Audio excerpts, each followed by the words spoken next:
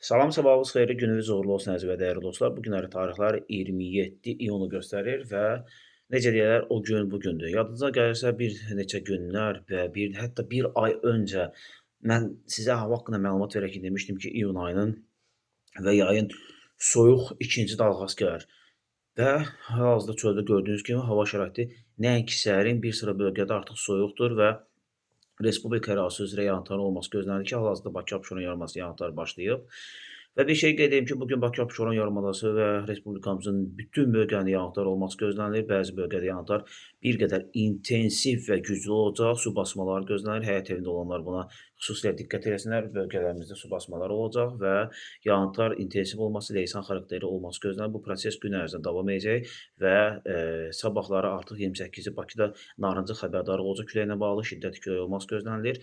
Yağıntıların kəskin dövrü bugün gün ərzində, axşam gecə saatlarında və 28-i sabah səhərə kimi olan müddətdə olacaq. Bu müddətdə respublikamızda leysan xarakterli yağışlar, daşqınlar, sellər olması gözlənilir.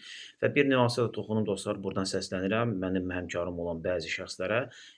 Bilmirəm, Özbəkistan qocmuzdur, bilmirəm kim isə səhifələrim yazıb ki, bəs Özbəkistan səfiri əmr edir, ay kişi, Özbəkistan əmr eləyir. Qaldığınız ərazini tərk eləyin filan beşməkan. Bu nə cəfəngiyatdır, nə gülməli, nə səhifədir bilmirəm. O səhifəyə burdan səslənirəm ki, gedin kələ, daha doğrusu əkə bala. Gedin öz işlərinizi, öz əmrinizi öz ölkənizə verin. Yəni sizin heç bir ixtiyarınız yoxdur ki, bizə burada əmr eləyəsiniz və yaxud da daha nələr. Və digər səhifələr səslənib ki, məlumata şişirdib xəstələri və digər şəxsləri pis vəziyyətə salmayın.